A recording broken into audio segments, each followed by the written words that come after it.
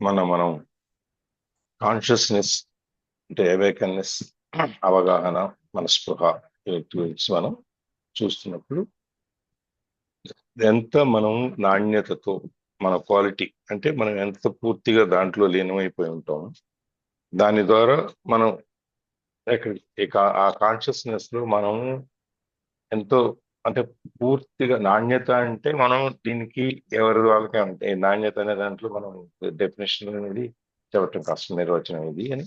కానీ ఎవరిది వాళ్ళకే ఇది నాకు నాణ్యత అనిపించింది, మీకు అనిపించకపోవచ్చు, మీకు అనిపించింది పక్క వాళ్ళకి అనిపించకపోవచ్చు. బట్ ఆల్ సైడ్ ఉండాలి. అయితే దీన్ని ఎంత మీరు ఫోకస్తో ఏకాగ్రతతో ఎంత మీరు దాన్ని చూడగలుగుతారు అనే దాని మీద అదే మీ ఫ్యూచర్ యొక్క అంటే మీ భవిష్యత్తులో మీరు అనుభవించబోయేటువంటి ఈ సరెండర్ ద్వారా, శరణాగతి ద్వారా మీరు అనుభవించబోయేటువంటి అనుభవం ఏదైతే ఉందో దానికి ముఖ్యమైనది మొట్టమొదటి మెట్టు ఏంటంటే మనం నాణ్యత. అంటే మన పూర్తిగా దాని మీద మనం ఎంత జాగ్రత్తగా, మనం ఎంత గొప్పగా మనం దాంట్లో ఇది చూడగలుగుతాము అనేది ముఖ్యమైన. అది మనకి ఎప్పుడైతే మనం దాంట్లోకి వస్తామో దాని మార్పు అనేది సానుకూలమైన మార్పును తీసుకొస్తుంది. తర్వాత నువ్వు ఏం చేస్తావు ఏంటి అనేది రెండో విషయం. మొట్టమొదటిగా ముందు మనం దాని మీద పెట్టాల్సిన క్వాలిటీ అనే దాన్ని మనం పెట్టాలి.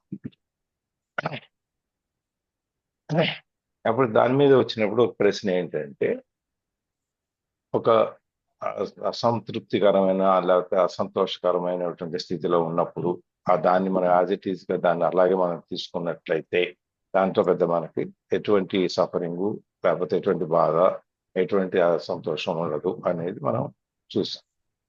అనుకున్నప్పుడు దానికంటే ఆ స్థితిని దాటి మనకి సుఖ దుఃఖాలు, కష్ట సుఖాలు అనుభవించే స్థితిని దాటి పైకి వెళ్ళిపోయినప్పుడు ఇంకా కూడా మనకి ఒక మోటివేషను లేకపోతే మనకి మనం ఏదైనా చేయాలి అంటే మనకు ఇన్స్పిరేషన్, మోటివేషన్ కావాలంటే ఎక్కడో ఒక చోట కొద్దిగా అన్న ఒక అసంతృప్తి అనేది ఒక శాతమైనా ఉండాలి.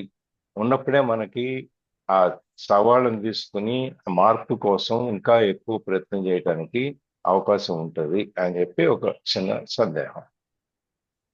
అప్పుడు దానికి సమాధానం ఏంటంటే,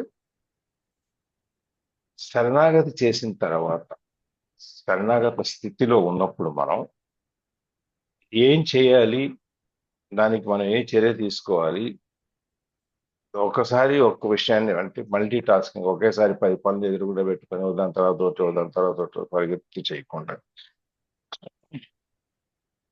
ఒక్కొక్క పనిని ఒక్కొక్కసారిగా చేసుకుంటూ వెళితే మనం ఆ పని మీద ఫోకస్ ఎక్కువ.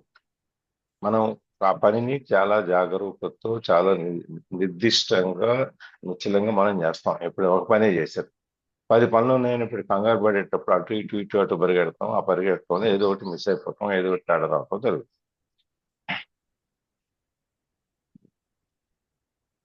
అందుకని మనం ఈ శరణాగతి స్థితిలో ఉన్నప్పుడు మనం ఒక్కొక్క పని ఒక్కొక్కసారి చేసుకుంటూ దాన్ని పూర్తిగా ఎవరు వంక పెట్టడానికి వీలైనటువంటి స్థితికి తీసుకెళ్ళి చేస్తాను. అదే ప్రకృతిని చూసి నేర్చుకోమంటాడు. ప్రకృతి ఏం చేస్తుంది? ఒక పువ్వు మొక్క కానీ, ఒక చెట్టు కానీ, లేకపోతే ఇంకోటి కానీ ఏది తీసుకున్నా దానికి నువ్వు ఇలా చెయ్యి, ఇలా ఉండు, ఇలా పెరగాలని ఎవరు చెప్పరు. దాని పాటికి అది ఆ గింజ మనం భూమిలో నాటిన దగ్గర నుంచి అక్కడి నుంచి ఆ విత్తనంలో నుంచి ఆ మొలకొచ్చి మొలకలో నుంచి పైకి వెళ్ళి చెట్టు అయ్యి మానయ్యి దాంట్లో కాయలు కాసి ఇదంతా అది స్వభావ సిద్ధంగా సహజ సిద్ధంగా చేసుకుంటుంది. అది ప్రకృతి నేర్పుతుంది. దానికని నువ్వు ప్రకృతిని చూడు, ప్రకృతిలో ఏం చెప్తుందో చూడు. అది ఆ అద్భుతాలన్నీ కూడా నీ జీవితంలో జరిగే అద్భుతాలు అవన్నీ కూడా నువ్వు ఎప్పుడైతే ప్రకృతిని చూసి నేర్చుకుంటావో అప్పుడు నీకు అంత అద్భుతంగా కనిపిస్తుంది. నీకు అక్కడ ఈ కష్ట నష్టాలు, సుఖ దుఃఖాలు అనేవి ఉండవు. రెండూ అవసరం లేదు మనకి. అందుకని ఆయన చెప్పేది ఏంటంటే మనకి జీసస్ చెప్పిన దానికి ఇది చెప్తాను అనమాట. ఆ లిలీస్ అనేటువంటి చెట్టును చూడు, అది దాని పాటికి అదే పెరుగుతుంది. అది ఎక్కడ కష్టపడటం లేకపోతే దానికి ఎక్కడ చికాకు పడటం అవన్నీ ఏమి ఉండవు అని చెప్పేసి మన పూర్తి పరిస్థితి కనుక ఓవరాల్ సిచ్యుయేషన్ మనది మనం దాంట్లో బతికుండి ఉన్న సిచ్యుయేషన్ కనుక ఎప్పుడు మన చుట్టూ అసంతోషం, లేకపోతే అసంతృప్తి, లేకపోతే ఇంకా ఏదో కావాలని పాకులాట ఇవన్నీ ఉన్నప్పుడు దాన్ని ఏం చేయమంటాడంటే ఆ స్థితిని విడగొట్టు. సెపరేట్ నీ నుంచి సెపరేట్ చేసేది, నీ నుంచి విడగొట్టుతా, చేసి విడగొట్టి అది ఏదైతే ఉందో దానికి సరెండర్ అయ్యి,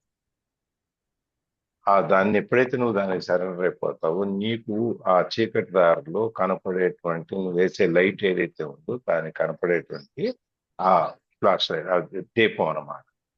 అందుకని నువ్వు ఆ స్థితికి నువ్వు లొంగిపోతే నీకు ఇంకా ఆ స్థితిలో నుంచి నువ్వు పొందాల్సింది, లేకపోతే నువ్వు దాన్ని తీసుకోవాల్సింది ఏమి ఉండదు అక్కడ. So your state of consciousness then నీకు అప్పుడు నువ్వు దానికి లొంగిపోయినప్పుడు నీకు ఈ కాన్షియస్నెస్ అనేది, లేకపోతే స్పృహ అనేది ఏమీ ఉండవు. అవన్నీ వెళ్ళిపోయాయి. ఆ బాహ్యకమైనటువంటి పరిస్థితుల్లో నుంచి అవన్నీ వెళ్ళిపోతాయి. అప్పుడు నీకు ఈ రియాక్షన్, ప్రతిస్పందన, లేకపోతే మనం ఏదైనా ఉంటే దాన్ని నిలువరించి మనం దాన్ని అడ్డం పెట్టాల్సిన స్థితి ఏమి ఉండదు. ఉన్నదాన్ని ఉన్నట్టు యాక్సెప్ట్ చేయటం, అంగీకరించడం కనుక నువ్వు నేర్చుకుంటే నీకు అసలు ఏమీ ఉండవు. నీకు అయ్యో ఇది ఎందుకు నాకు ఇట్లా జరగాలి, లేకపోతే నేను చెయ్యను, నేను ఇది అదేమి ఉండవు. ఇంకప్పుడు నీకు ఒకటే ఉంటుంది, అదేంటంటే ఉన్నదాన్ని ఉన్నట్టు చేయటం, అంతకంటే ఇంకేం ఉండదు. ఇది ఇక్కడ దాకా మనం చూసాము. ఇక్కడి నుంచి చూడాలి. ఎవరు చదువుతున్నారు?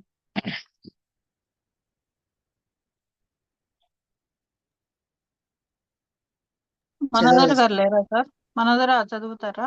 ఉన్నారు మనోదర్ గారు ఉన్నారు. చదువుతున్నాను మేడం. చదవండి. Then look at the specifics of the situation. Ask yourself, is there any I can do to change the situation, improve it, or remove myself from it?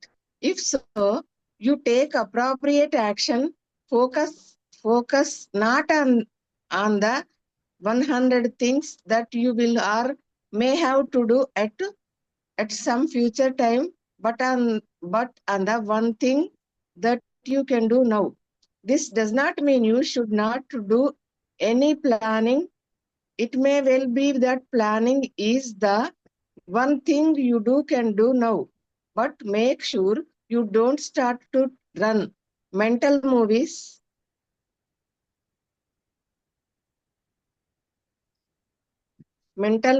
Project yourself into the future, and so last the now. Any action you take may not bear fruit immediately. Until it does, do not resist what is.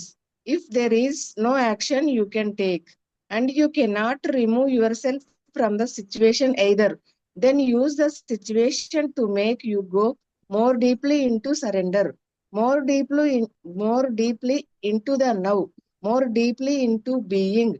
When you enter this timeless dimension of the present, change often comes about in strange ways without the need for a great deal of doing on your part. Life becomes helpful and cooperative if inner factors such as fear, guilt, or inertia prevented you from taking action. Then they will dissolve in the light of your conscious presence.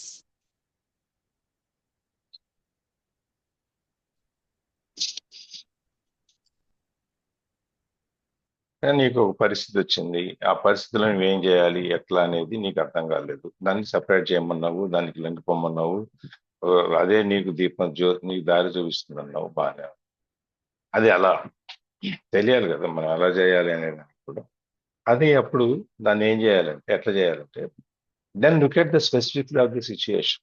సరే, ఒక పరిస్థితి ఉంది, ఆ పరిస్థితి ఎట్లాంటిది, దాని చుట్టూ ఏమున్నాయి, దాంట్లో ఆ పరిస్థితి క్రియేట్ అవడానికి, ఆ పరిస్థితి రావడానికి కారణాలు ఏంటి. ఇప్పుడు మన చుట్టూ ఎక్కడో ఒక తెలియని ఊర్లో తెలియని చోట ఎక్కడో ఉండిపోయాం అనుకోండి, జిపిఎస్ లేదు మనకి, అక్కడ సమాధానం అడిగితే చెప్పేవాడు కూడా ఎవరు లేదు. అప్పుడు ఏం చేయాలి, మనం ఏం చేస్తాం? ఏం చేస్తారు?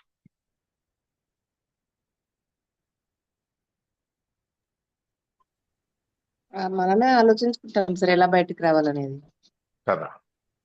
దానికి ఓకే, ఇది ఉత్తరం ఎటు, దక్షిణం ఎటు, పడవరు ఎటు, తూర్పు ఎటు ఎత్తుక్కున్న తర్వాత మనం ఊళ్ళోకి వెళ్ళటానికి ఎడదారి ఉంది, ఏదో ఒక మార్గం నుంచి అయితే మొదలైతే పెడతాం.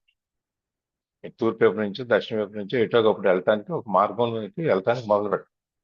అప్పుడు అది దాన్ని చూసుకో, ఆ స్థితి నువ్వు ఏ స్థితిలో ఉన్నావో ఆ స్థితి ఎట్లాంటిది, దానికి ఉన్న ప్రోస్ అండ్ కాన్స్, దానికి లాభ నష్టాలు, లేకపోతే మనం ఉన్న పరిస్థితి, ఇవన్నీ నువ్వు ఆలోచించు, ఒకసారి చూడు దాన్ని. Ask yourself, is there anything I can do to change the situation, improve it or remove myself from it. అప్పుడు నిన్ను ఒక ప్రశ్న వేసుకుంటావు నువ్వు, ఏమని, ఈ పరిస్థితిని నేను మార్చడానికి ఏమైనా అవకాశం ఉందా, లేదు ఈ విపత్కరమైన పరిస్థితిలో నుంచి దీన్ని బయటపడటానికి ఏమైనా అవకాశం ఉందా, అది లేదు నన్ను ఈ పరిస్థితిలో నుంచి బయటికి తీసేసుకోవడానికి ఏమైనా అవకాశం ఉందా. ఒకటి, ఆ పరిస్థితిని సరిదిద్దటానికి ఏమైనా అవకాశం ఉందా అని చూస్తాం. లేదు, ఆ పరిస్థితిని ఇంకా అంతకంటే ఉన్న దయనీయమైన పరిస్థితుల నుంచి ఇంకా ఇంప్రూవ్ చేయడానికి, ఇంకా పెంపొందించడానికి ఏమైనా అవకాశం ఉందా అని చూస్తాం. అది లేదు, సరే ఇక్కడ మనం అనవసరం ఇక్కడ ఉంటాం అని చెప్పి నువ్వు తప్పించుకొచ్చి పక్కకి వెళ్ళిపోవడానికి ప్రయత్నం చేస్తాం. అంటే ఎవరన్నా ఇద్దరు కొట్టుకుంటున్నారు అనుకోండి, అప్పుడు తిట్టుకోవడం కొట్టుకోవడం జరుగుతూ ఉంటారు కదా. మనం ఏం చేస్తాం, సామాన్యంగా అయితే చూస్తాం, పక్కన నిలబడి, ఏది టైం ఉంటే ఇంట్రెస్ట్ ఉంటే చూస్తాం, అది లేకపోతే ఒక 2 నిమిషాలు చూస్తే ఏది ఏంది అని చెప్పేసి ఏడిపోతాం. ఒక్కోసారి ఏం చేస్తాం, సరే దగ్గర వాళ్ళు తెలిసిన వాళ్ళు అయితే ఎందుకురా కొట్టుకుంటారు పోట్లాడుకుంటారు, వెళ్ళిపోయిన వద్దారు వాళ్ళు అని చెప్పి చెప్పడానికి ప్రయత్నం చేస్తాం. వినకపోతే ఏం చేస్తాం, మనమే వెళ్ళిపోతాం, అక్కడ మీరు ఏమైనా చావండి అని చెప్పేసి. అట్లా ఒక పరిస్థితిలో ఉన్నప్పుడు ఆ పరిస్థితిని మార్చడానికి మనం ఏమైనా చేయగలం. If so you take appropriate action. నువ్వు ఏమైనా మార్చగలిగితే, ఏమైనా చేయగలిగితే అప్పుడు నువ్వు సరైన చర్య ఏది ఉందో అది తీసుకో. Focus not on 100 things that you will or may have to do at some future time.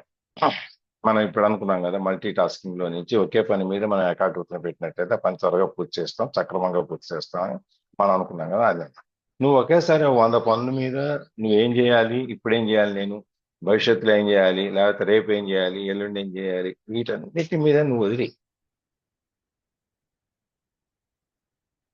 100 పనుల మీద నువ్వు దృష్టి పెట్టకు. నువ్వు ఫ్యూచర్ టైంలో ఏం చేయాలనే దాని మీద దృష్టి పెట్టకు. ఇప్పుడు ఏం చేయాలి అనేది నీకు ముఖ్యం, దాని మీద నీ దృష్టి పెట్టు. ఆ క్షణంలో ఏది వాళ్ళు ఇప్పుడు ఏది ఇది ఏదైనా దెబ్బ తగిలింది, హాస్పిటల్ తీసుకెళ్లాలా, ఎక్స్రే తీయాలా, లేకపోతే సిటీ స్కాన్ చేయాలా, లేకపోతే ఆర్థోపెడిక్ దగ్గర తీసుకెళ్లాలా, న్యూరాలజిస్ట్ దగ్గర తీసుకెళ్లాలా, ఎవరి దగ్గరికి వెళ్ళాలి, ఏంటి, ఇవన్నీ పక్కన పెట్టు. ముందు నీకు ఇమ్మీడియట్ గా ఏం చేయాలి, ఆ దెబ్బ తగిలిన దగ్గర దాన్ని క్లీన్ చేసేసి, డెటాలో ఏదో వేసేసి క్లీన్ చేసేసి శుభ్రం చేసి దానికి ఒక కట్టగా ఒక దూది పెట్టి దానికి కట్టుకట్టి ముందు ప్రథమ చికిత్స ఏం చేయాలో అది ఆలోచించు. దాని తర్వాత నువ్వు ఎక్కడెక్కడికి వెళ్ళాలి, ఏ డాక్టర్ని చూడాలి, దేనికి వేసి వెళ్ళాలి అని చెప్పి ఓ నలుగురిని అడిగి ఏదో చేసి చేసుకుంటాం. అందుకని ముందు నువ్వు చేయాల్సింది ఏంటి, ఆ క్షణంలో అక్కడ ఏది ముఖ్యం అది చెయ్యి.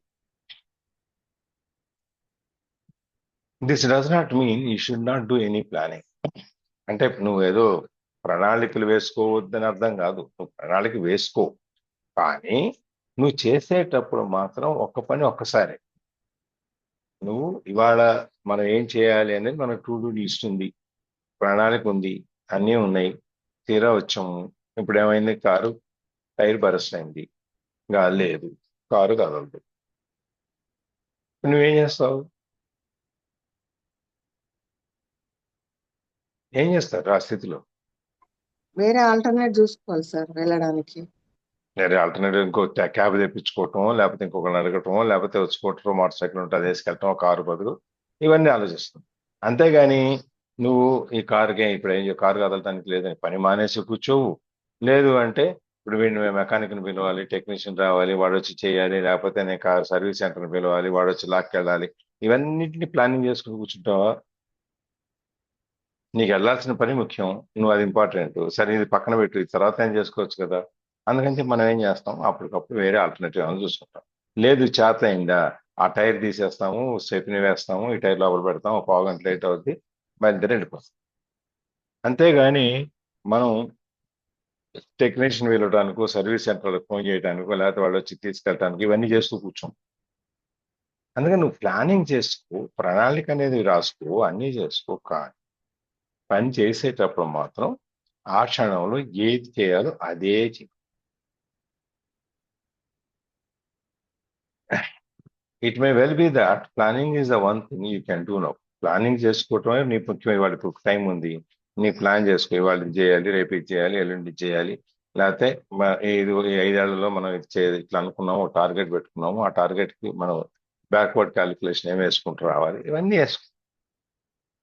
కానీ చేసేది మాత్రం ఇప్పుడే.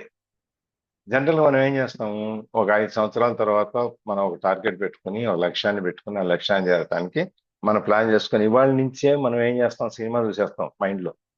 5 ఏళ్ల తర్వాత నాకు ఇలా ఉంటుంది, నేను ఇట్లా బిల్డింగ్ కట్టుకుంటాను, ఇలా ఉంటాను, ఇలా చేస్తాను, అవన్నీ చేస్తాం మనం. కానీ 5 ఏళ్లకు ముందు ఏం చేయాలి అనేది మాత్రం మనం ఆలోచించాం. 5 ఏళ్ల తర్వాత అలా ఉండడానికి ఏం చేయాలని మాత్రం మనం ఆలోచించాం. మనకేంటంటే ఆ సినిమా చూపిస్తుంది మైండ్లో. ఆ మైండ్ మన మైండ్ ఉంది కదా, ఇది భవిష్యత్తు గురించి మనం ఎట్లా ఉంటాము ఏంటి అనేది చూస్తే ఇప్పుడు ఏమవుతుంది, మనం ఇక్కడున్న ఈ క్షణాన్ని వదిలేసుకుంటాం. అంటే ఎక్కడో పాలు దొరుకుతున్నాయని చెప్పి ఇక్కడ నీళ్లు పారబోసుకొని పరిగెట్టడం అవుతుంది. అంతే కదా. ఉం? అక్కడెక్కడో పాలు ఉన్నాయని చెప్పి ఇక్కడ చేతిలో ఉన్న నీళ్లు పారబోసుకుంటే ఏమవుతుంది, ఈ క్షణం పోతుంది, అక్కడ అక్కడ పాలు ఉందా ఉన్నాయో కోర్సు? తెలియదు. ఉం? అవును, అంతే సార్. అది దానికి ఇంగ్లీష్లో ఇంకో సామెత ఏంటి, ఏ bird in hand is worth than 2 in bush. చేతిలో ఉన్న కోడి పిల్లే మనకి వర్త్. అది అక్కడ 2 ఉన్నాయి దానికోసం అని చెప్పి దీన్ని వదిలేసి ఆ 2 కోసం పరిగెట్టం కదా. అందుకని నువ్వు ఇప్పుడు భవిష్యత్తులో నువ్వు ఇలా ఉంటాను అలా ఉంటాను అని చెప్పి ఆ సినిమా చూస్తూ ఇప్పుడు ఈ క్షణం నీ చేతిలో ఉన్న ఈ క్షణాన్ని నువ్వు వదిలేయకు. అది వదిలేస్తే ఏమవుతుంది, ఏదో ఇంకో సామెత చెప్తారు ఏంటది, పట్టు వస్త్రం కోసం అంగవస్త్రం కోసం పోతే ఉన్న వస్త్రం పోయిందంట. ఆ విధమైన పరిస్థితి వస్తుంది అనమాట. Any action you take may not bear fruit immediately. నువ్వు తీసుకునే ఏ చర్య అయినా ఇమ్మీడియట్ గా వెంటనే దాని యొక్క ఫలితం రాకపోవచ్చు. వచ్చేంత వరకు until it does do not resist what is. వచ్చేంత వరకు నువ్వు దాన్ని నిరోధించొద్దు. అది ఫలితం వచ్చేంత వరకు నీ పని నువ్వు చేసుకుంటుంది. నాకు ఫలితం రాలేదు, నేను గింజ పెట్టాను, ఆ గింజ మొలవలేదు అని చెప్పి రాక, మనకి కొన్ని గింజలు పెడితే వెంటనే మొలకొచ్చేస్తుంది, కొన్నిటికి రాదు. ఇప్పుడు వెదురు బొంగులు ఉన్నాయనుకోండి, అది రావడానికి టైం పడుతుంది. ఒకసారి పైకి వచ్చింది అంటే భూమిలో నుంచి ఇంకా అది ఎరగదడం అనేది చాలా ఫాస్ట్ గా ఎదుగుతుంది. కానీ మిగిలినవన్నీ అట్లా కాదు, టైం ప్రకారం దానికి 10 రోజు, 3వ రోజు 2వ రోజు కొంచెం కొంచెం కొంచెం కొంచెం పైకి వస్తుంది. అక్కడి నుంచి అది పెరుగుతుంది. అది ఒక్కొక్క దానికి ఒక్కొక్క రకమైన ప్రకృతి చెప్తుంది అనమాట, ఇట్లా అని చెప్పి ఉన్నాయి లక్షణాలు. అందుకని నువ్వు ఏ పనైనా సరే, ఇంకా నేను అదే నేను ఇంత కష్టపడ్డాను, దీనికి ఫలితం రాలేదు, అది చెట్టు మొక్కేసాను, ఇంత పెద్దదైంది, 6 ఏళ్ళైంది, ఒక కాయ కాయలేదు, ఎన్ని చూడకు. దాన్ని వదిలే, అది వచ్చిందాక ఎదురు చూడు. If there is no action you can take and you cannot remove yourself from the situation either, then use the situation to make you go more deeply into surrender, more deeply into love, more deeply into being. ఇప్పుడు అక్కడ మనం ఆ పరిస్థితిలో ఆ చర్యలు మనం చేయాల్సింది ఏమి లేదు. మనం ఏం చేయలేము దాన్ని. అట్లాగే మన అక్కడి నుంచి ఇప్పుడు ఇందాక చెప్పాడు కదా, నువ్వు ఏదైనా చేయగలిగితే దాన్ని ఇంప్రూవ్ చేయడానికి మార్చడానికి చెయ్యి. అది చేయలేకపోతే నువ్వు ఆ సిచ్యువేషన్ నుంచి నువ్వు తప్పు పక్కకి వెళ్ళిపో అని చెప్పింది. మనం చెప్పుకున్నాం ఎగ్జాంపుల్, ఇద్దరు పోట్లాడుకుంటున్నారు, వాళ్ళిద్దరికి పోట్లాట మనం ఆపడానికి ప్రయత్నం చేయగలిగితే చేయటం, లేకపోతే మనకెందుకు అక్కడి నుంచి వెళ్ళిపోవటం. ఒకవేళ ఆ పరిస్థితి కూడా లేదు, నువ్వు వెళ్ళిపోయే పరిస్థితి లేదు, నువ్వు అక్కడి నుంచి వాళ్ళిద్దరిని ఆపే పరిస్థితి లేదు అనుకోండి, అప్పుడు ఏం చేస్తాం?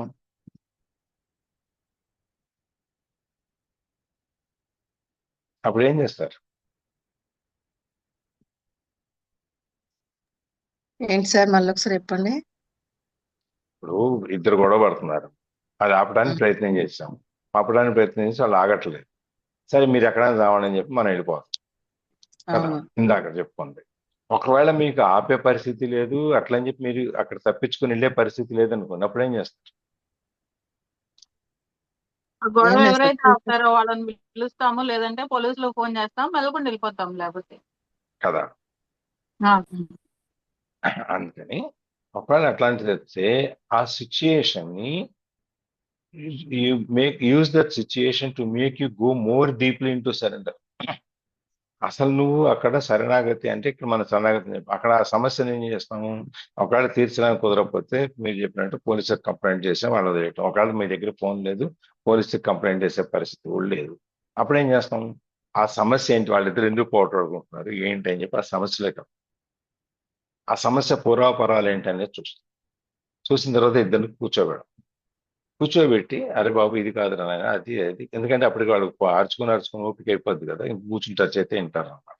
అక్కడ కూర్చోబెట్టేసి వాళ్ళకి చెప్పి వాళ్ళని ఈ క్షణంలో తీసుకొచ్చి వాళ్ళకి ఇది సొల్యూషన్ చెప్పి ఇద్దరిని పంపించేస్తాం. ఇక్కడ ఏం చేస్తాము?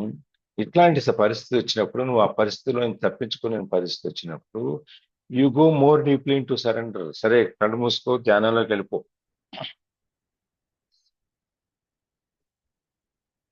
ఈ పరిస్థితి ఈ క్షణంలోకి ఇంకా లోపలికి చూసుకుని ఇంకా ఇంకా ఇంకా లోపలికి డీప్లీ ఇంకా ఎంత లోతుకి వెళ్ళగలుగుతావో వెళ్ళు. ఆ లోతుకి వెళ్ళిపోయి నీ ఉనికి ఏమిటి అనేది నువ్వు తెలుసుకునే ప్రయత్నం చేయి. అక్కడ మనం ఏం చేయగలిగిన పరిస్థితి ఇప్పుడు ఏ ఊబిలోనో లేకపోతే ఇంకెక్కడో ఏ బురదలోనో ఎక్కడో చిక్కుకుపోయాము, మనం బయటకు వచ్చే పరిస్థితి లేదు, మనం అక్కడ కదిలి తప్పించుకునే పరిస్థితి లేదు, ఏమీ లేదు. ఏం చేయాలి? ఏదో సహాయం వచ్చిందాక మీరు అక్కడ ఉండాలి కదా.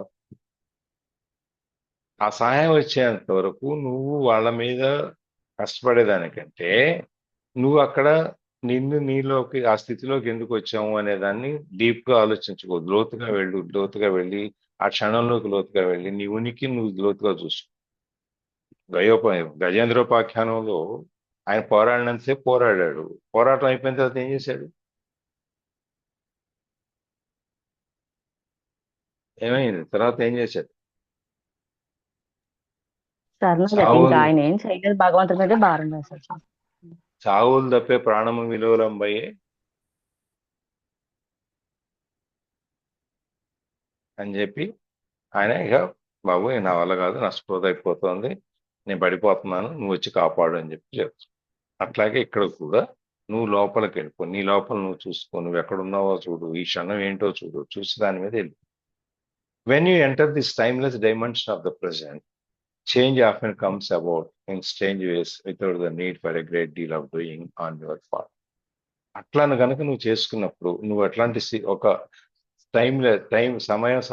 సమయంతో సంబంధం లేనటువంటి ఒక డైమెన్షన్ లో ఒక పరిస్థితిలో కనుక నువ్వు వెళ్ళినప్పుడు ఆ ఈ ప్రజెంట్ అనేదాన్ని, ఈ నవ్వు అనేదాన్ని, వర్తమానంలో కనుక నిన్ను నువ్వు ఫోకస్ చేసుకుంటే నీకు తెలియకుండానే మార్పు అనేది ఒక స్టేజ్, నీకు తెలియకుండానే నీకు ఒక అద్భుతమైనటువంటి ఒక పరిచయం లేనటువంటి ఒక అపరిచితమైనటువంటి మార్గంలో నుంచి ఆ మార్పు అనేది వస్తుంది. మనం ఏదైనా ప్రాబ్లం ఉన్నాం అనుకోండి, స్వామివారిని మీరు పూజ చేస్తాం ఇప్పుడు ఇలాగే గజేంద్ర పాఠంలో ఇప్పుడు చావులు తప్పి ప్రాణం మీలో రంబయ్య అని చెప్పి పాడతాడు. పాడిన తర్వాత ఆయన పరిగెత్తుకుంటారు. ఈయన వస్తాడు, ఎలా వస్తాడు ఏంటని గజేంద్రుడు ఊహించాడా?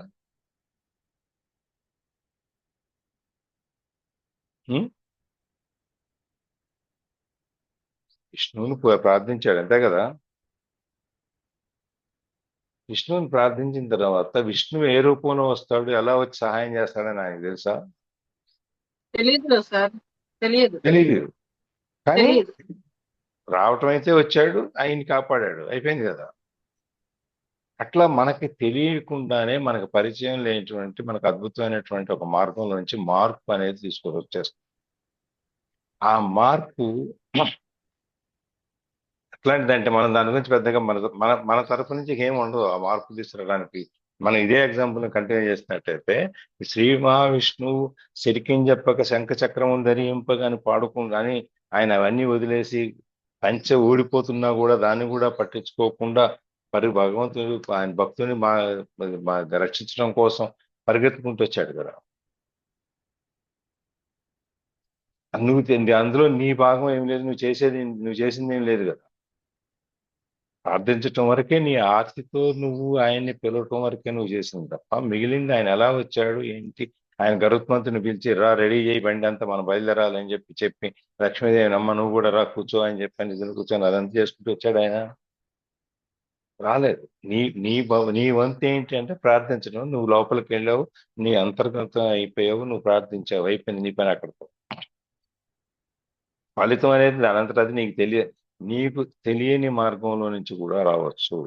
నేను ₹1,00,00,000 సంపాదించాను, ఈ ₹1,00,00,000 ఎలా వస్తాయి అని చెప్పి లాటరీ కొంటామా, లేకపోతే పక్కింటి వాళ్ళు అప్పు తెచ్చుకుంటామా, లేకపోతే వ్యాపారంలో పెట్టి చేస్తామా, లేకపోతే షేర్లలో పెట్టి చేస్తామా, ఏం చేస్తాము అనేది నువ్వు రకరకాలుగా వచ్చచ్చు. కానీ అది వచ్చే టైం వచ్చినప్పుడు నీకు ఎటు నుంచి వస్తే నీకు తెలియకుండానే వస్తుంది.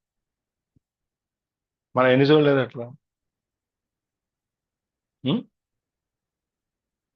చూసారా ఎవరన్నా అట్లా? హలో,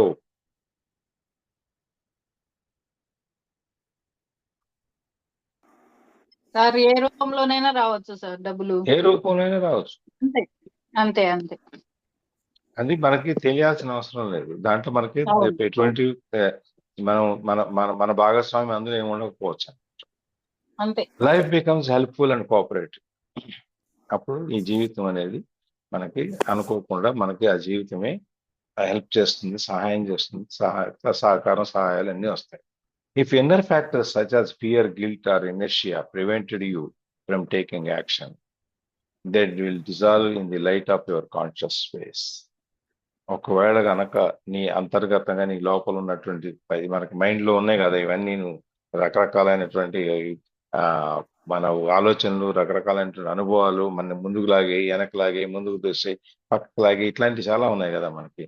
ఏది భయము, లేకపోతే స్వభావం, మనం ఏదో తప్పు చేసాము అనే స్వభావము, లేకపోతే ఇంకా ఇంకా ఏదైనా లోపల నుంచి ఇవన్నీ మన్ని ఏది ముట్టుకుంటే ఏమవుద్దు, ఏదో బాంబుని మనం వైర్లు కట్ చేసి డిజాల్వ్ చేసినట్టుగా మనం ఏది వైర్ కట్ చేస్తే ఏది భయము ఎట్లా ఉంటుందో, ఇట్లాంటివన్నీ నువ్వు పక్కకెళ్ళిపోయి నీకు ఆ సమస్యలన్నీ వాటంతట అవే కరిగిపోయి నీ కాన్షియస్ ప్రెజెన్స్ అంటే నువ్వు ఎప్పుడైతే ఆ నిన్ను చూసుకున్న ఆత్మదర్శనం, ఆత్మ దీపం, జ్యోతి ఏదైతే ఉందో ఆ జ్యోతి ముందు ఇవన్నీ కరిగిపోతాయి. అందుకని నువ్వు ఏ సిచ్యువేషన్ లో ఉన్నా, ఎక్కడున్నావు, నువ్వు శరణాగతి, అంతా నీదే, కృష్ణార్పణం అనే స్థితిలో నుంచి మాత్రం నువ్వు బయటే రావు. నువ్వు అక్కడికి వచ్చినప్పుడు, కృష్ణార్పణ దగ్గరికి వచ్చేటప్పటికి ఏం చేస్తాం మనం, అక్కడ ముందు మన తెలివితేటలన్నీ ప్రదర్శించిన తర్వాత అవ్వకపోతే అప్పుడు బాబు ఇక రానాయన నువ్వు అని చెప్తా. నువ్వు అవన్నీ కూడా అక్కర్లేదు. నీకేముందో ఒక స్థితి, నీవు దాంట్లో నుంచి నువ్వు బయటికి రాలేని పరిస్థితిలో నువ్వు ఆయన వేడుకు, నీ అహం అనే దాన్ని తీసేసి నీ లోపల ఉన్న సహజ స్వభావాన్ని బయటికి తీసుకురా. అదే నీకు మార్గాన్ని చూపిస్తుంది.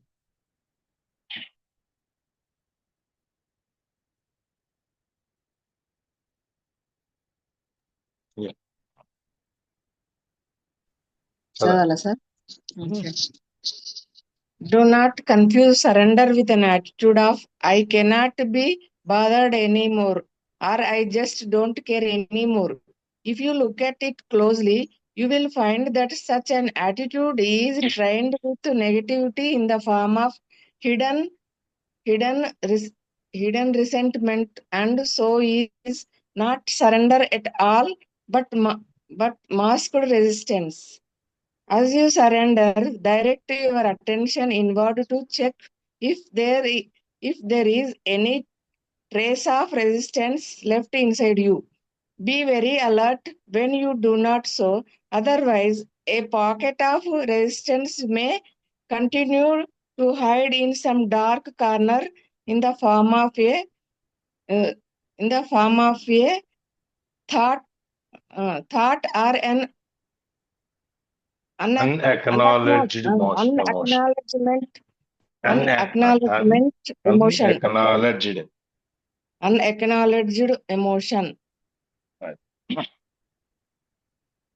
ఇప్పుడు ఇన్ని చేశారు మీరేమో, ప్రెజెన్స్ అంటారు, లోపల చూసుకోమంటారు, సరెండర్ అంటారు, ఇవన్నీ ఏంటి నాకు అర్థం కావట్లేదు చివరికి. అంటే నువ్వు కన్ఫ్యూజ్ చేసుకోకు దేంతో అంటే, సరెండర్ అనేది, శరణాగతి అనేది యాటిట్యూడ్ కి, నీ యొక్క స్వభావానికి దీనికి కన్ఫ్యూజ్ చేసుకోకు. దానికి దీనికి వేరు. ఇక్కడ ఏంటి యాటిట్యూడ్ ఏంటి, I can't be bothered anymore, ఇదంతా నాకు వద్దు, ఈ గోళ నన్ను ఎవడు పట్టించుకోవద్దు, నన్ను ఇబ్బంది పెట్టవద్దు ఎవడు, లేదు నేను పట్టించుకుని ఐ డోంట్ కేర్ ఏదైతే జరుగుతుందో ఏమన్నా కానీ అనే స్వభావానికి శరణాగతికి తేడా ఉంది. నేను పట్టించుకొని ఏవైతే అదేంది అని చెప్పి అంటానికి నువ్వు విరక్తి వైరాగ్యం అన్నీ అయిపోయి నువ్వు అన్నిటిలోంచి బయటకు వచ్చి నువ్వు ఉండి నేనేం పట్టించుకోవట్లేదని నువ్వు అడవిలోకి వెళ్ళి కూర్చోలేదు కదా. నీ చుట్టూ మనుషులు ఉన్నారు, నువ్వు సమాజంలో ఉన్నావు, సొసైటీలో ఉన్నావు. ఈ సొసైటీలో ఉండి నువ్వు బతుకుతూ నీకు నువ్వు విడిగా ఉంటున్నావు. కాబట్టి సరెండర్ అనేది ఏంటంటే ఇవన్నీ నేను పట్టించుకోకపోతే నేను శరణాగతి చేసుకున్నట్టు అని అనుకోకు. అది నువ్వు ఆ క్షణంలో అక్కడ నీ అవసరం ఏది ఉందో ఆ అవసరాన్ని పట్టించుకోవాల్సిందే. నువ్వు ఆ అవసరాన్ని పట్టించుకోకపోతే అవదు. అక్కడ ఆ క్షణంలో ఆ పని చేసేసి నువ్వు బయటికి అవసరం నేనేదో గొప్ప పని చేశాను కాబట్టి నేనేదో నన్ను అందరూ పొగడాలి అనేది కాదు. నువ్వు ఆ క్షణంలో నువ్వే పని చేసావు వచ్చేసావు. సరెండర్ అంటే అది. అంతేగాని నాకేం సంబంధం, నేను ఎందుకు పట్టించుకోవాలని కాదు. If you look at it closely, you will find that such an attitude is tainted with negativity in the form of hidden resentment. ఒకవేళ కనుక నువ్వు అక్కడ దాని గురించి ఆ సిచ్యువేషన్ గురించి నాకేంటి, నేను ఎందుకు పట్టించుకోవాలి, నాకేం అవసరం అనే దాని గురించి కనుక నువ్వు దాన్ని కొంచెం జాగ్రత్తగా చూసినట్లయితే మనం దగ్గరగా మనకి అప్పుడు తెలుస్తుంది ఈ యాటిట్యూడ్ ఏదైతే, ఈ స్వభావం ఏదైతే నాకేం సంబంధం, నేను ఎందుకు పట్టించుకోవాలి, నన్ను ఇంకా దీని గురించి ఇబ్బంది పెట్టవద్దు, లేకపోతే నేను పట్టించుకోను, ఐ డోంట్ కేర్ అనేటువంటి స్వభావం ఏదైతే ఉందో అది ప్రతికూలమైన ఆలోచనలతో కూడిన వాసన వస్తుంది అన్నమాట. మరకబడి ఉంది అనమాట దాని మీద.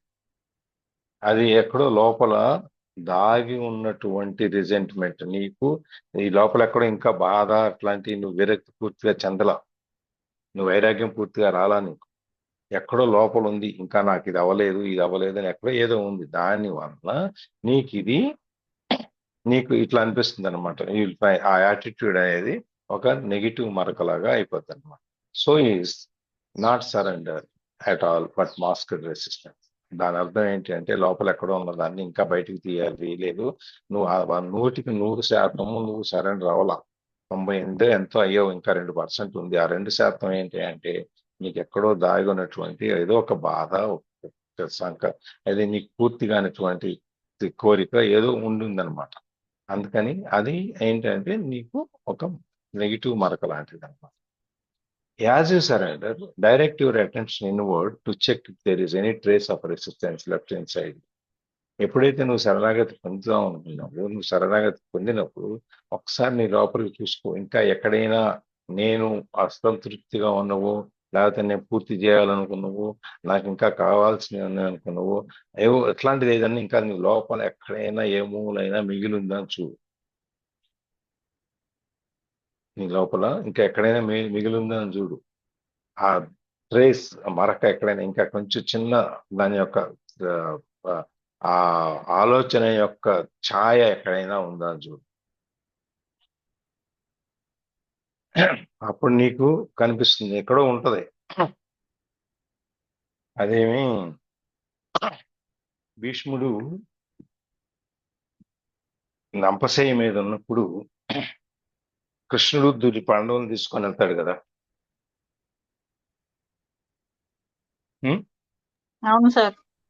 వెళ్తాడు కదా, వెళ్ళి ఆయన దగ్గర నువ్వు రాజ సూత్రాలు నేర్చుకో అని చెప్పి నీతి సూత్ర శాస్త్రాలు నేర్చుకొని పంపిస్తాడు. అప్పుడు భీష్ముడు అడుగుతాడు కృష్ణుని, నేను ఈ స్థితి పట్టడానికి, ఇటువంటి అంపశయ్య మీద ఉండి నేను ఈ దుర్భరమైనటువంటి ఈ పరిస్థితులకు రావటానికి కారణం ఏంటి?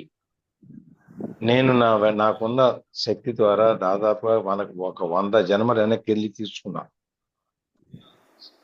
కానీ నాకు ఎక్కడ కూడా నేను ఏ తప్పు చేసినట్టు కానీ లేకపోతే ఏదో పాపం చేసినట్టు కానీ నాకు ఎక్కడ కనపడలేదు.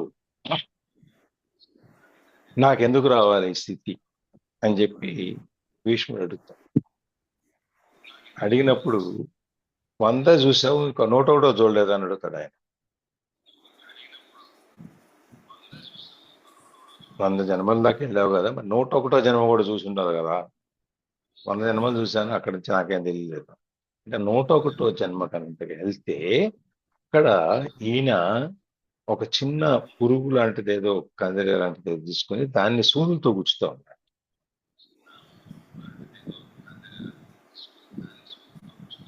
ఆ కర్మ ఫలితం 101 జన్మల తర్వాత ఇవాళ అనుభవిస్తుంది.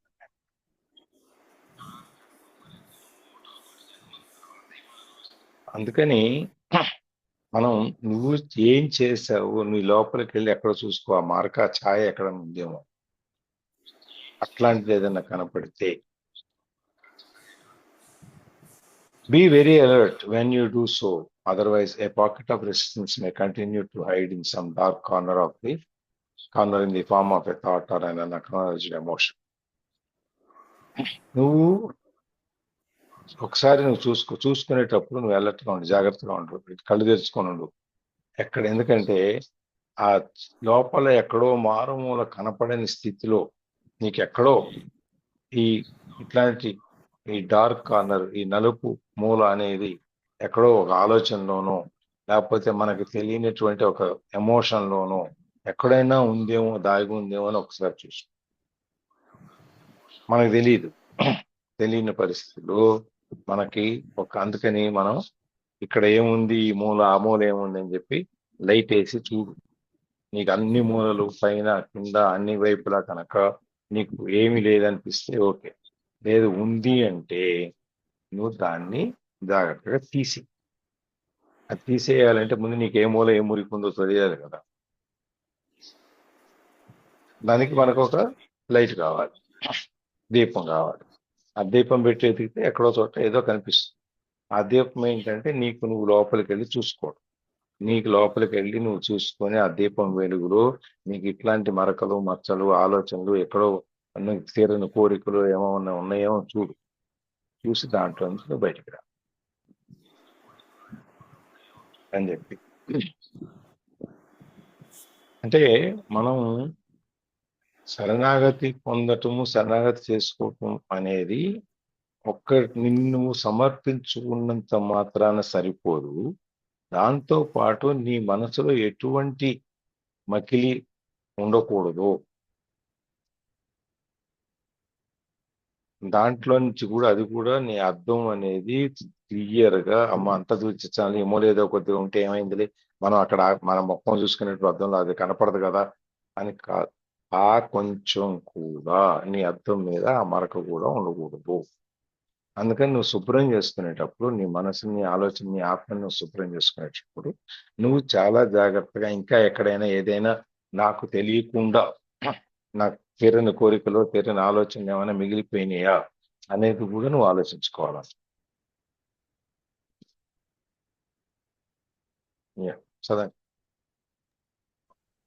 From mind energy to spiritual energy. Letting go of resistance is easier said than done. I still don't see clearly how to let go. If you say it is by surrendering, the question remains how. From mind energy to spiritual energy. మనం mind యొక్క శక్తిలో నుంచి మనం ఆధ్యాత్మికమైన శక్తి వైపు మనం ఎలా వెళ్ళటం అనే దాని గురించి అన్నమాట.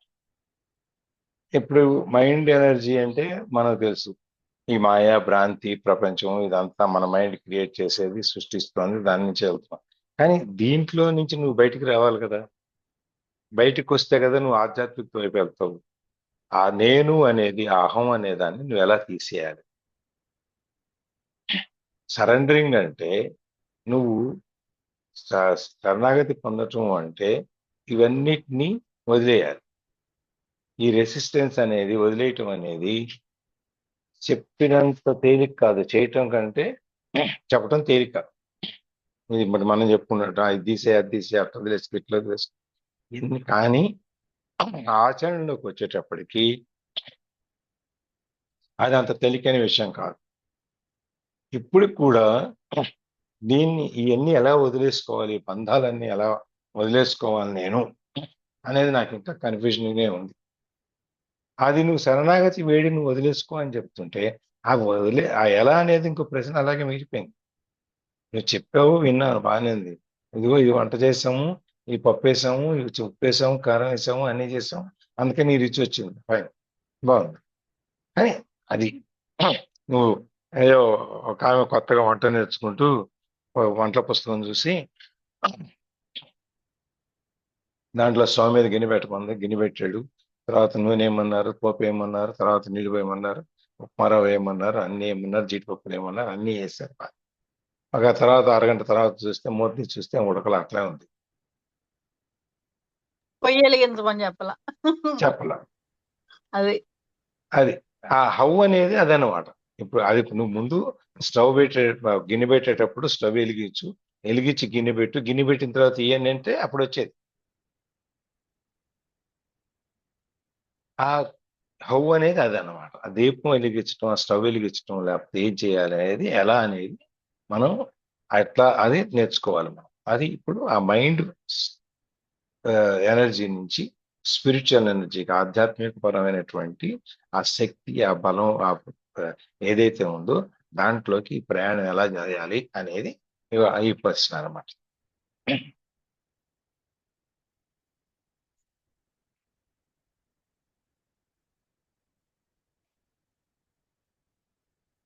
చదవండి చూద్దాం. Start by acknowledging that there is resistance. Be there when it happens. When the resistance arises, observe how your mind creates it, how it labels the situation, yourself or others. Look at the thought process involved. Feel the energy.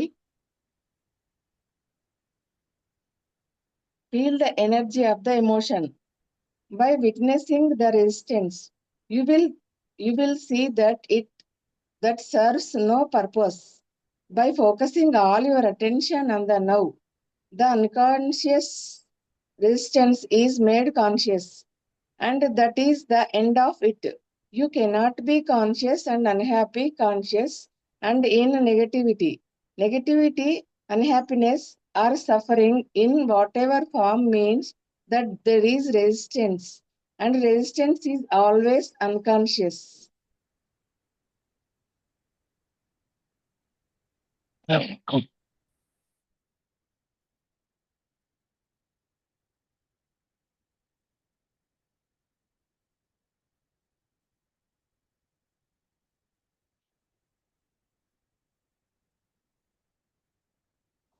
Start by acknowledging that there is resistance.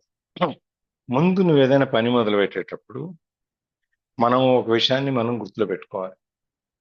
దీంట్లో అవాంతరాలు, అడ్డంకులు వస్తాయి. ఏ పని మొదలు పెట్టినా అది నల్లేరు మీద బండిలాగా ఎటువంటి అడ్డంకులు లేకుండా అది జరగదు.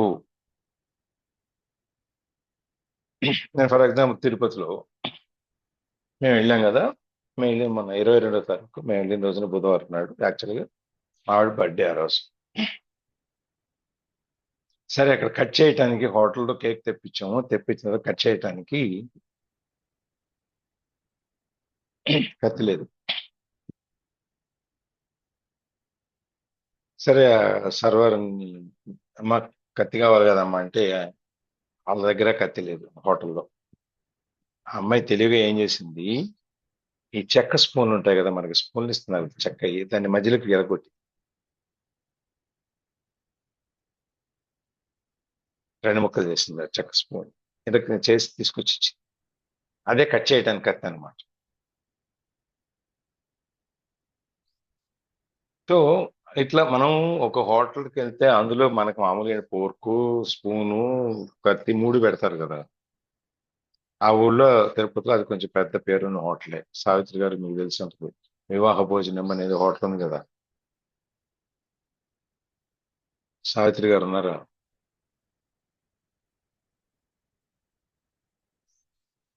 ఆ హోటల్ అనమాట. అది ఉండదని ఎట్లా ఊహిస్తాం. సార్ వివాహ పిలిచారా? భోజనం వివాహ భోజనం అనే హోటల్ ఉంది కదా మీ ఊర్లో. ఉంది సార్. అక్కడికి వెళ్ళాం అనమాట. వాడి దగ్గర కత్తి లేదు. అమ్మాయి తెలివిగా ఏం చేసింది, ఆ స్పూన్ ఎరగొట్టింది, మధ్యలోకి ఎరగొట్టి వచ్చింది. సో ఇది మనం ఆర్డర్ ఇచ్చినప్పుడు వీడి దగ్గర కత్తి ఉండదు అని మనం ఊహించాలి. అందుకని నువ్వు ఏదైనా ఒక పని మొదలు పెట్టేటప్పుడు నువ్వు అడ్డంకులు, అవాంతరాలు వస్తాయి అనేది నువ్వు ముందు ఒప్పు. Then be there when it happens. అట్లాంటిది ఏదైనా అడ్డంకి వచ్చినప్పుడు నువ్వు అక్కడే ఉండాలి, నువ్వు పారిపోకూడదు. వెన్ ది రెసిస్టెన్స్ అరైజెస్, అట్లాంటి అడ్డంకులు, అవరోధాలు, అవాంతరాలు వచ్చినప్పుడు నువ్వు ఇది వచ్చింది అనుకుంటా, నువ్వు ఆ అవాంతరం వచ్చినప్పుడు నువ్వు అక్కడ ఉండు. అంటే ఏదైనా మనం పని చేసేటప్పుడు ఏదైనా సమస్య వస్తే మీరు చేయండిరా బాబు అని చెప్పేసి నువ్వు వెళ్ళకు. నువ్వు అక్కడే ఉండి, నువ్వు వాళ్ళతో పాటు ఉండి, నువ్వు వాళ్ళతో ఆ సమస్యను ఆ సమస్య పరిష్కారం చేయటానికి నువ్వు అక్కడ ఉండాలి. Observe how your mind creates it. ఆ రెసిస్టెన్స్ అనే దాన్ని, ఆ అవాంతరాన్ని ఎక్కడి నుంచి వచ్చింది? ఈ అవాంతరం అనేది మన మైండే క్రియేట్ చేస్తుంది. ఎందుకంటే మన భయం ఎక్కువ కదా, ఏమవుతూ అని చెప్పి ఆలోచిస్తూ ఉంటాం కదా. అందుకని దానికి తగ్గట్టు అవాంతరాలు, అడ్డంకులు అన్నీ వస్తాయన్నమాట. How it labels the situation. ఆ పరిస్థితిని ఏ విధంగా ఈ మైండ్ నిన్ను, "అమ్మో, ఇది చాలా పెద్ద పని, ఇది చాలా కష్టం, ఇది ఎలా చేయాలి, ఎవరు చేయాలి, ఇది నేను చేయగలనా లేదా", ఇట్లాంటి ఆలోచన అన్నీ అది నీ మైండ్ నీకు పెడుతుంది అనమాట.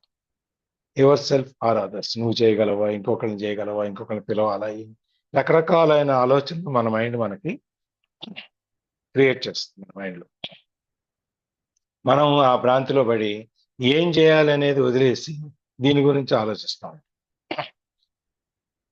Look at the thought process involve. దీంట్లో ఉన్న ఆ థాట్ ప్రాసెస్, ఆలోచన క్రమం ఏది ఉందో దాన్ని చూడొచ్చు. ఫీల్ ద ఎనర్జీ, ఆ శక్తిని నువ్వు ఫీల్ అవ్వు, ఇది నేను చేయగలను అనేది.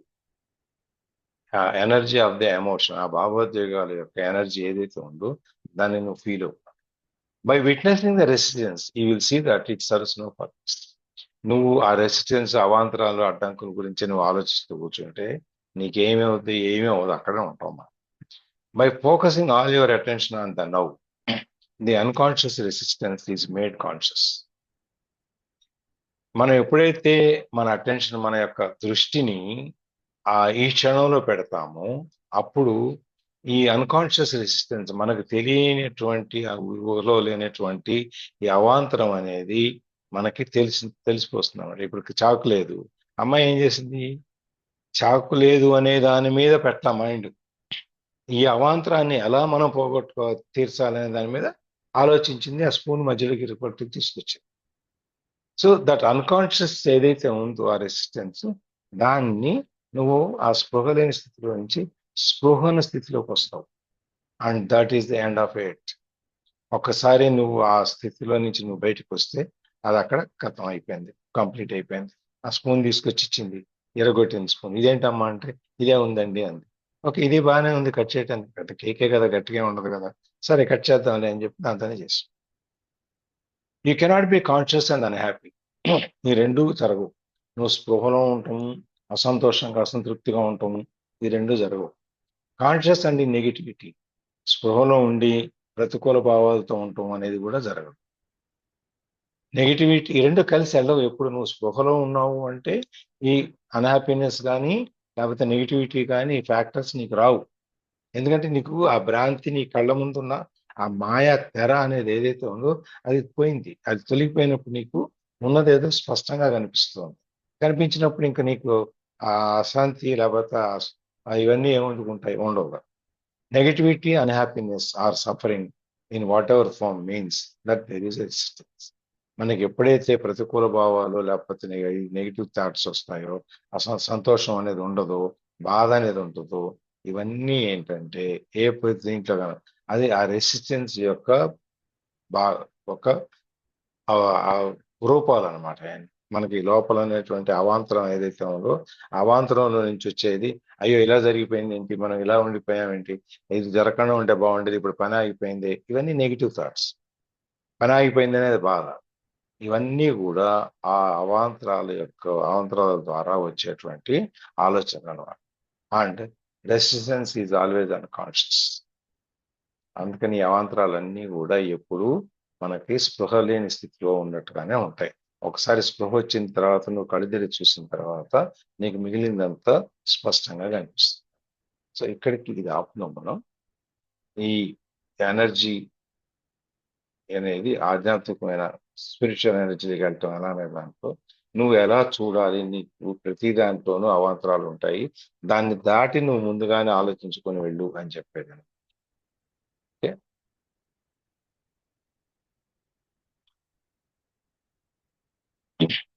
ఎవరన్నా దీంట్లో షేరింగ్స్?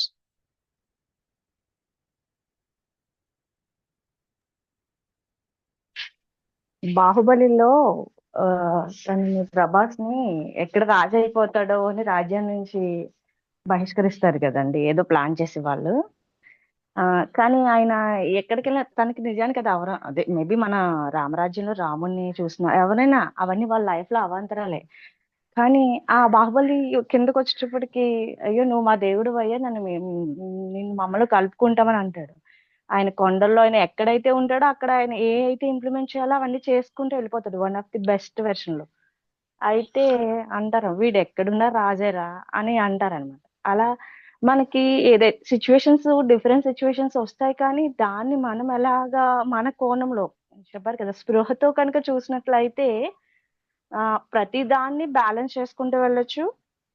అండ్ దాన్ని ఏదైతే పర్ఫెక్ట్ లో ఆల్ రైట్ గా ఎంత వరకు మన పరిధి ఉంటుందో అంతవరకు చేయడానికి ప్రయత్నం చేసినప్పుడు అది చేయగలుగుతాం. ఒకసారి 2 years back సహజ సిద్ధంగా నాయకత్వ లక్షణాలన్నీ ఉండేవాడికి నువ్వు ఏ పరిస్థితిలో ఉన్నావు, నీకు సింహాసనం ఉందా లేదా, చుట్టూ భటులు ఉన్నారా లేదా, మంత్రి ఉన్నాడా లేదా, ఇవన్నీ ఆపవు. అవి లేకపోయినా కూడా నువ్వు సహజ నీ సహజ నాయకత్వ నీ లక్షణాలు, సహజమైన లక్షణాలని నువ్వు బయటికి తీసుకొచ్చి నువ్వు ఎక్కడున్నా నువ్వు రాజులాగానే ఉంటావు. నాయకుడు అనేవాడు ఎక్కడున్నా నాయకుడు లాగానే ఉంటాడు. అవును సార్, నాయకత్వ లక్షణాలు అనేది తీయలేరు ఆయనలో. ఆయన యొక్క పొజిషన్ ని తీయగలుగుతారేమో, కానీ ఆయన యొక్క పదవిని, ఆయన యొక్క నాయకత్వ లక్షణాలు అది తీసేయలేడు కదా. అవును సార్. నీలో ఉన్న దాన్ని శక్తియుక్తులు ఏవైతే ఉన్నాయో దాన్ని ఎవడు కదిలించలేడు. నీకు నువ్వే చేసుకోవాలి, నువ్వు దాన్ని బయటికి తీసుకొచ్చుకోవాలి. అంతేగాని ఇక్కడ నాకు సభ లేదు, నాకు మందిరం లేదు, నాకు సింహాసనం లేదు, నాకు కత్తి లేదు, ఇవన్నీ లేవు, నేను ఎట్లా ఈ వీళ్ళందరినీ నేను చేస్తాను అనేది ఏం లేదు. ఎక్కడ ఉన్నా కదా నీకు ఆ లక్షణం అనేది ఉంటే సహజంగాను అది నిన్ను ముందుకు నడిపిస్తుంది. అదే ఇక్కడ ఆ ఎమోషన్స్, రెసిస్టెన్స్ ఇవన్నీ కూడా ఏం ఉండవు. ఆటోమేటిక్ గా ఎప్పుడైతే నువ్వు చూసుకోగలుగుతావో ఇవన్నీ పక్కకి వెళ్ళిపోతాయి. 2 years బ్యాక్ నారీ సమ్మానం అని ఒకటి జరిగిందండి నవంబర్ మంత్ లో. అయితే దాన్ని డిస్ట్రిక్ట్ లెవెల్ అన్నమాట, లేడీస్ అందరిని కోఆర్డ్ చేసి వాళ్ళే ట్రాన్స్పోర్ట్ సర్వీస్ కూడా ఏర్పాటు చేశారు. వెళ్ళామన్నమాట, రహిత నేను ఇద్దరం వెళ్ళాము. రహిత ఏం ప్లాన్ చేసిందంటే బస్సు ఎక్కిన తర్వాతనే అనుకున్నాము, లేదా ముందే ప్లాన్ చేసుకున్నాము, కరెక్ట్గా గుర్తులేదు. అక్కడ ఎవ్రీ మినిట్ వాల్యుబుల్, ఎందుకంటే లేడీస్ వాళ్ళ ఇంటి పనులన్నీ గృహిణులే అందరూ కూడా ఎక్కువ శాతం. వాళ్ళకి ఎవ్రీ మినిట్ ని మనం బెస్ట్ గా డిజైన్ చేయాలి అని అనుకున్నాం. వెళ్ళేటప్పుడే వాళ్ళతో అందరితో మాట్లాడించడం, అంటే చిన్న మైక్స్ అనేది మనకి అవైలబుల్ లేదు, కానీ బస్సులో సాధారణంగా అందరూ లేడీసే కాబట్టి వినబడుతుంది అన్నట్టు. వాళ్ళు భగవద్గీత శ్లోకాలు చెప్పమని, చాలా మంది భజన సమాజాల వాళ్ళు ఉంటారు కాబట్టి మంచి పాటలు పాడండి అని ఇన్స్పైర్ చేసేటప్పటికి చాలా హ్యాపీ అయ్యారనమాట. వాళ్ళు యాక్టివ్ గా ముందు మొహమాట పడ్డారు. ఆ రహిత నేను ఒక 5 నిమిషాలు 10 నిమిషాలు మేమిద్దరం మాట్లాడి ఫ్లోలో మేము వెళ్ళేటప్పటికి వాళ్ళు ఫ్రీ అయ్యారు. అప్పుడు మాట్లాడడం, పాడడం, చెప్పడం మొదలు పెట్టారు. అండ్ అక్కడ ప్రోగ్రామ్ దగ్గరికి వెళ్ళేటప్పటికి కూడా వాళ్ళకి అక్కడ అబౌట్ 2000 మెంబర్స్ ఉన్నారు, కానీ పాపం రూమ్ హాల్ అయితే నిండిపోయింది. బయట టెంట్స్ చేశారు అండ్ డిజిటల్ స్క్రీన్ అది అరేంజ్ చేశారు, కానీ స్క్రీన్ యాక్టివేషన్ లేదు. లోపల ఎవరైతే స్పీకర్ మాట్లాడుతున్నారో అది బయట వీళ్ళందరూ వచ్చింది ఎందుకు, అక్కడ టాపిక్ తీసుకోవడం కోసమే, కానీ మెసేజ్ అందట్లేదు. లిటిల్ బిట్ సార్ ఒక 500-600 మెంబర్స్ ఉంటారు బయట కూడా. వాళ్ళ టైం కూడా విలువైందే కదా, కానీ పాపం వాళ్ళు ట్రై చేస్తున్నారు, కానీ ఆ ప్రోగ్రామ్ కండక్ట్ చేసే వాళ్ళకి వీలు అవ్వట్లేదు అనమాట. అప్పుడు రహిత నేను ఏం చేసామంటే వెళ్ళి అక్కడ మైక్ సిస్టమ్, సౌండ్ బాక్స్ తీసుకురండి, ఆ స్క్రీన్ కనెక్ట్ అవ్వట్లేదు, కనెక్ట్ అయ్యే వరకు కూడా వీళ్ళతో ఏదైనా చర్చిద్దాం మనము. వచ్చింది కూడా వాళ్ళు చాలా దూరాల నుంచి వచ్చారు కాబట్టి వాళ్ళ టైం మనం యూటిలైజ్ చేయాలని ఒక 1/2 hour or 1 hour రహిత నేను మాట్లాడి మాకు తెలిసిన విషయాలు చెప్పి, ఇలా చేయండి, మీరు ఇలా చేయండి, ఇలా మన లైఫ్ ని ఇలా చేసుకోవాలి, ఇలా డిజైన్ చేసుకుంటే మన లైఫ్ ని కూడా మనం గొప్పగా తీర్చిదిద్దుకోవచ్చు అని చెప్పేటప్పటికి ఎంత హ్యాపీ అయ్యారంటే, బస్సులో ఆంటీ వాళ్ళైతే నెంబర్ తీసుకుని ఇప్పటికి కూడా కాంటాక్ట్ లో ఉంటే మేము లైఫ్ లాంగ్ మర్చిపోమమ్మా, మీతో స్పెండ్ చేసింది, మళ్ళీ కలిస్తే బాగుండని ఎప్పుడు అనుకుంటామమ్మా అంటారు. అండ్ గ్రేటెస్ట్ పర్సన్స్ ఎవరైతే ఉంటారో నాకు లేడీ లెజెండ్స్ లాంటి పర్సన్స్ అన్నమాట. వచ్చి కాంటాక్ట్ తీసుకుని వావ్ బాగుంది, మీరు చెప్పిన విధానం బాగుంది, ఇంప్లిమెంట్ చేస్తూ మనము చెప్పేటప్పుడు దాని యొక్క రియాక్షన్ వేరేగా ఉంటది అని మంచి మంచి పర్సన్స్ అందరూ కూడా ప్రోగ్రామ్ లో మాకు ఫ్రెండ్లీ మా ఫ్రెండ్స్ కాంటాక్ట్ లోకి వచ్చేసేయడం అనేది చాలా హ్యాపీ అన్నమాట. అక్కడ సిచ్యువేషన్ ఏమని కాదు, ఎలాంటి సిచ్యువేషన్ అయినా మనం అక్కడ ఏమి చేయగలం అనేది మనం ఎప్పుడు దృష్టి పెట్టినట్లయితే కనుక ప్రతిదాన్ని ఫుల్ఫిల్ చేయగలము, మనం చేయగలనంత. థ్యాంక్ యూ అండి. Thank you. రికార్డింగ్ ఆపేనా